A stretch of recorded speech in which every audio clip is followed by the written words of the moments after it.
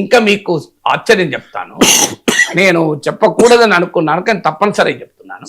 నాకు ఫోన్లు చేసి నన్ను తిడుతున్నారు, బెదిరిస్తున్నారు.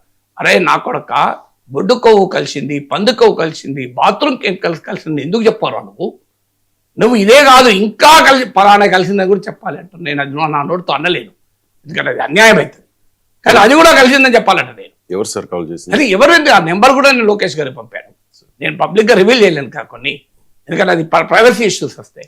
నేను లోకేష్ గారికి పంపి 3 రోజులు అయింది. ఏమన్నారు sir? No response, as usual no response. నేను చెప్పాను, ఇట్లా తిడుతున్నారయ్యా నన్ను, ఇలా పలాంటి కలిసిందని చెప్పు అంటున్నారు.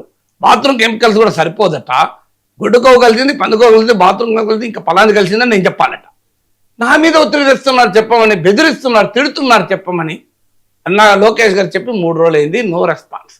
లోకేష్ టీం జైక్ కూడా పంపించాను, ఉదయం కూడా మాట్లాడాను.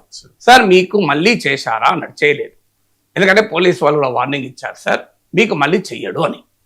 కానీ ప్రాబ్లం ఒక్క పర్సన్ కాదే, 20 మంది ఫోన్లు చేసి 30 మంది ఫోన్లు చేస్తే నేను ఒక్క నెంబర్ పంపుతున్నా. మీరు ఎందుకని బహిరంగంగా ఈ పరిస్థితి ఎందుకు తెస్తున్నారు? కారణం ఏంటి?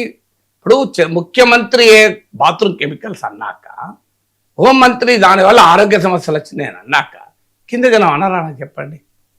నేను మళ్ళీ 2 చేతులు జోడించి చెప్పేది, అయ్యా మీరు నన్ను తిట్టినా, కొట్టినా, చంపుతామని బెదిరించినా నేను మాత్రం అనను. దేవుని ప్రసాదంలో ఏ ఆధారము ప్రూఫ్ లేకుండా గొడ్డుకవ్వు కలిసింది, పందికొవ్వు కలిసింది, బాత్రూమ్ కెమికల్స్ కలిసినాయని మీరు అనే భాష నేను వాడను.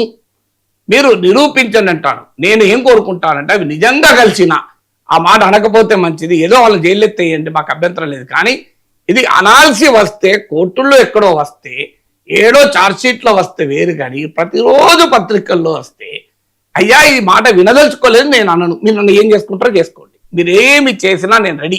నేను మాత్రం అనవన్నను బెదిరిస్తున్నారు. ఆ బెదిరిస్తున్న వాళ్ళ నెంబర్లతో సహా నేను రాష్ట్ర మంత్రికే పంపాను. No response.